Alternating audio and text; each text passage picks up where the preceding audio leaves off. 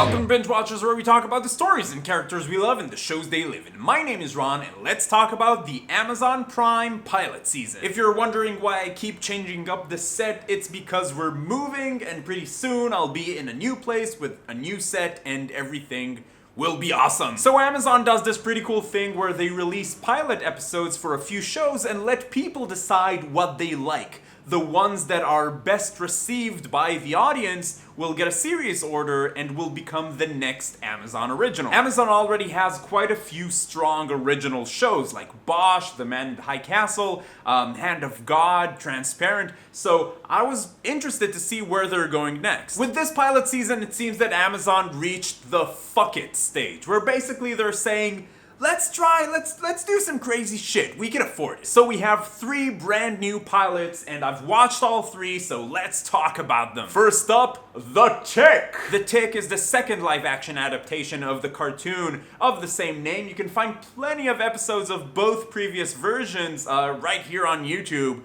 and you should, because they were great and it's a lot of fun. The Tick tells the story of a superhero called The Tick and his sidekick. The Tick is nigh invulnerable and has super strength and all the other standard superhero powers. The Tick has always been a sort of superhero parody. It always made fun of the fact that maybe the good guys do more harm than anything else. The original creator of The Tick was involved in all incarnations of the show, from the 1994 animated show to the 2001 live-action version, and now to the potential Amazon original live-action version. I read an article on AV Club that said that every version of The Tick becomes a little bit darker, and I agree. You can definitely see that this version of The Tick is still generally very silly, but there's something sadder and darker underneath, and it's more violent for sure. The character of The Tick himself in this first episode didn't feel like a very refreshing or different take on the character. It felt very much like the Patrick Warburton version. Arthur, the sidekick, has a bit more going on. They gave him a little bit more depth and backstory,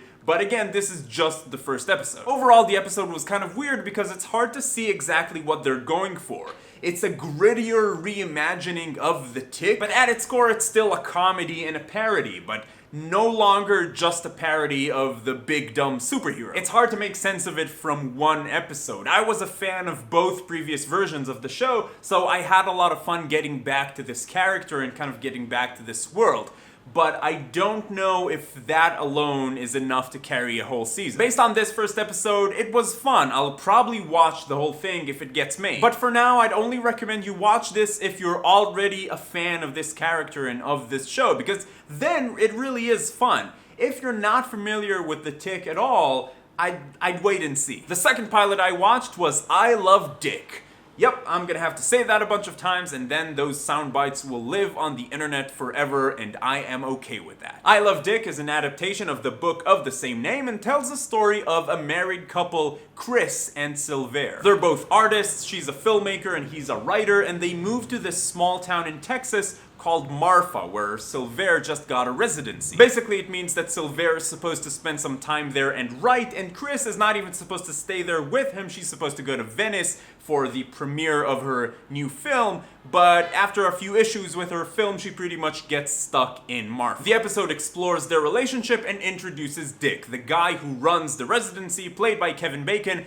A very charismatic, tells you the truth you didn't even want to know about yourself kind of guy. Again, this one is weird, but I can say this. I didn't love this first episode, but I do think this show needs to get made. First of all, the performances and the writing were really good. They have this one scene in a restaurant that I would say is worth watching the entire episode for. And they get you to that place where you feel uncomfortable for the characters, just like you would physically with people when the conversation gets a little bit too intense. The characters in this show are people that I probably wouldn't like. The overly artsy, pretentious, fragile soul type person, and the show does make fun of them for that, but I definitely see myself getting annoyed at some point watching this show.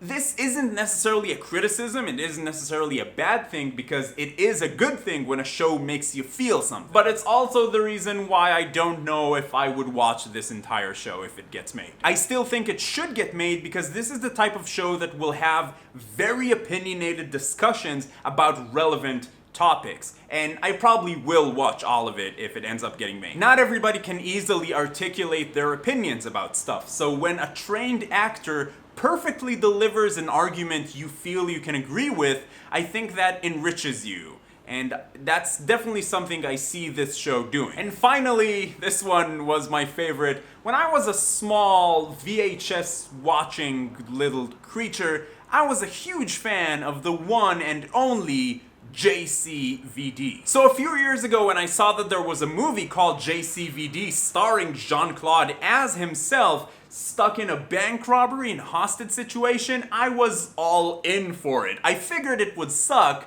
but would score some nostalgia points, you know? But it was actually pretty good. It was this introspective look at Jean-Claude Van Damme, and it was actually pretty deep, and I liked it. So when I saw the trailer for Jean-Claude Van Johnson, I was like, show me what you got. I'm interested in this. Show me what you got. So Jean-Claude Van Johnson tells the story of Jean-Claude Van Damme, who once again plays himself, but only in this world, during his career as an action star, he was also a black ops, secret agent, kick-ass type of person. And now he wants to do a comeback. So once again, I went into this sure it's going to suck and fail at trying to be funny, and I could not have been more wrong. This was pretty great. It has the look and feel of an actual drama. Everyone is super serious all the time, and that's exactly what made it work so well, and also what made the purely comedic moment work so well. Jean-Claude Van Damme is surprisingly funny in this. The action is fun.